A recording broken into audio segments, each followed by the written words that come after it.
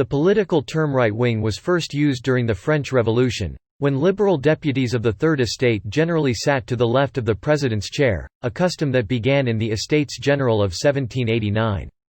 The nobility, members of the Second Estate, generally sat to the right. In the successive legislative assemblies, monarchists who supported the old regime were commonly referred to as rightists because they sat on the right side. A major figure on the right was Joseph de Maistre, who argued for an authoritarian form of conservatism. Throughout the 19th century, the main line dividing left and right in France was between supporters of the Republic, often secularists, and supporters of the monarchy, often Catholics. On the right, the Legitimists and Ultra-royalists held counter-revolutionary views, while the Orléanists hoped to create a constitutional monarchy under their preferred branch of the royal family, a brief reality after the 1830 July Revolution.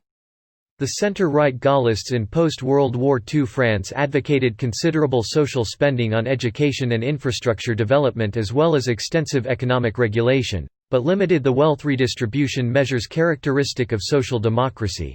In British politics, the terms right and left came into common use for the first time in the late 1930s in debates over the Spanish Civil War.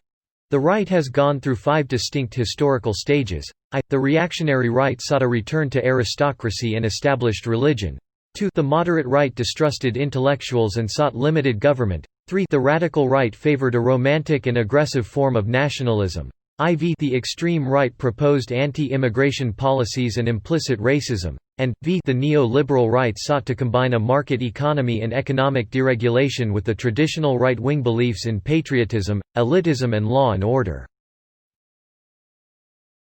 The meaning of right-wing varies across societies, historical epochs, and political systems and ideologies. According to the concise Oxford Dictionary of Politics, in liberal democracies, the political right opposes socialism and social democracy. Right-wing parties include conservatives, Christian Democrats, classical liberals, nationalists, and on the far right, fascists. Roger Eatwell and Neil O'Sullivan divide the right into 5 types: reactionary, moderate, radical, extreme and new. Chip Berlet argues that each of these styles of thought are responses to the left, including liberalism and socialism, which have arisen since the 1789 French Revolution. The reactionary right looks toward the past and is aristocratic, religious and authoritarian. The moderate right, typified by the writings of Edmund Burke, is tolerant of change, provided it is gradual and accepts some aspects of liberalism, including the rule of law and capitalism, although it sees radical laissez-faire and individualism as harmful to society. The moderate right often promotes nationalism and social welfare policies. Radical right is a term developed after World War II to describe groups and ideologies such as McCarthyism, the John Birch Society, Thatcherism and the Republikaner Party. Eatwell stresses that this use has major typological problems, and that the term has also been applied to clearly democratic developments. The radical right includes right-wing populism and various other subtypes. Eatwell argues that the extreme right has 4 traits: 1. Anti-democracy, 2. Nationalism, 3. Racism, and 4. The strong state.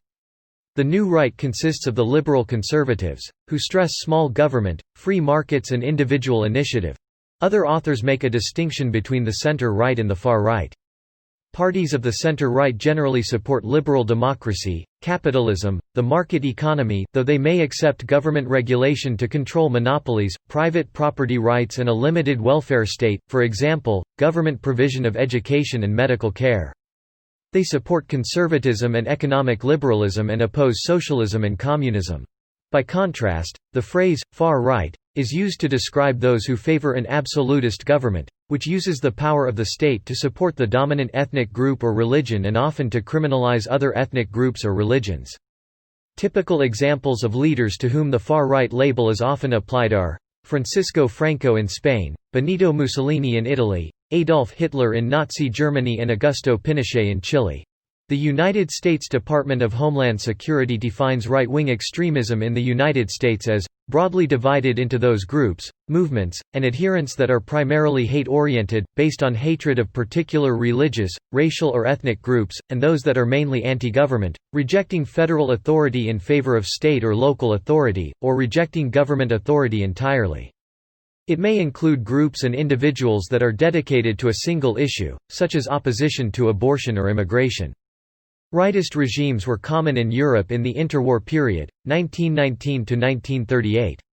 For example, in Hungary after the collapse of a short-lived communist regime. According to historian István Dék, between 1919 and 1944 Hungary was a rightist country. Forged out of a counter-revolutionary heritage, its governments advocated a nationalist Christian policy. They extolled heroism, faith, and unity. They despised the French Revolution, and they spurned the liberal and socialist ideologies of the 19th century. The governments saw Hungary as a bulwark against Bolshevism and Bolshevism's instruments, socialism, cosmopolitanism, and Freemasonry. They perpetrated the rule of a small clique of aristocrats, civil servants, and army officers, and surrounded with adulation the head of the state, the counter-revolutionary Admiral Horthy. Right-wing politics involves in varying degrees the rejection of some egalitarian objectives of left-wing politics, claiming either that social or economic inequality is natural and inevitable or that it is beneficial to society. Right-wing ideologies and movements support social order. The original French right wing was called the Party of Order, and held that France needed a strong political leader to keep order. British conservative scholar R.J.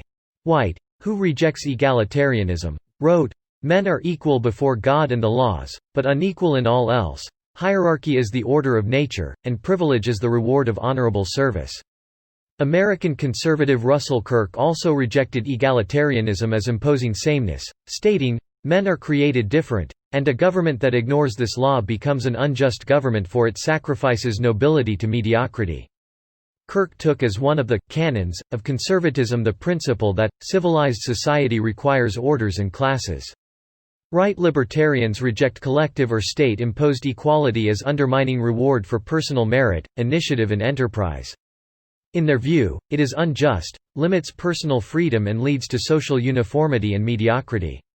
In the view of philosopher Jason Stanley in How Fascism Works, the politics of hierarchy is one of the hallmarks of fascism, which refers back to a glorious past, in which members of the rightfully dominant group sat atop the hierarchy, and attempt to recreate this state of being.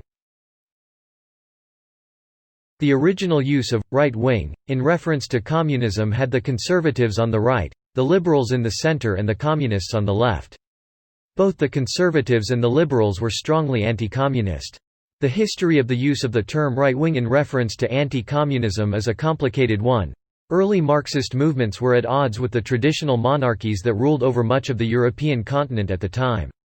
Many European monarchies outlawed the public expression of communist views, and the Communist Manifesto, which began, "A specter that is haunting Europe," stated that monarchs feared for their thrones. Advocacy of communism was illegal in the Russian Empire, the German Empire and Austria-Hungary, the three most powerful monarchies in continental Europe prior to World War I. Many monarchists, except constitutional monarchists, viewed inequality in wealth and political power as resulting from a divine natural order. The struggle between monarchists and communists was often described as a struggle between the right and the left. By World War I, in most European monarchies, the divine right of kings had become discredited and was replaced by liberal and nationalist movements. Most European monarchs became figureheads, or they accepted a lesser degree of powers, while elected governments held the day-to-day power. The most conservative European monarchy, the Russian Empire, was replaced by the Communist Soviet Union. The Russian Revolution inspired a series of other communist revolutions across Europe in the years 1917 to 1923. Many of these, such as the German Revolution, were defeated by nationalist and monarchist military units.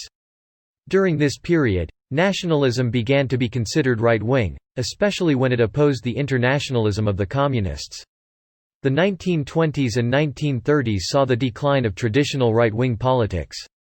The mantle of conservative anti-communism was taken up by the rising fascist movements on the one hand and by American-inspired liberal conservatives on the other.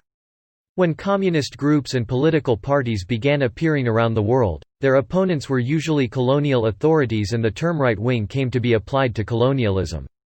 After World War II, communism became a global phenomenon, and anti-communism became an integral part of the domestic and foreign policies of the United States and its NATO allies. Conservatism in the post-war era abandoned its monarchist and aristocratic roots, focusing instead on patriotism, religious values and nationalism. Throughout the Cold War, colonial governments in Asia, Africa and Latin America turned to the United States for political and economic support. Communists were also enemies of capitalism, portraying Wall Street as the oppressor of the masses. The United States made anti-communism the top priority of its foreign policy, and many American conservatives sought to combat what they saw as communist influence at home. This led to the adoption of a number of domestic policies that are collectively known under the term McCarthyism. While both liberals and conservatives were anti-communist, the followers of Senator McCarthy were called right-wing and those on the right called liberals who favored free speech, even for communists, leftist. In France after the French Revolution, the right fought against the rising power of those who had grown rich through commerce and sought to preserve the rights of the hereditary nobility. They were uncomfortable with capitalism, the Enlightenment, individualism and industrialism, and fought to retain traditional social hierarchies and institutions.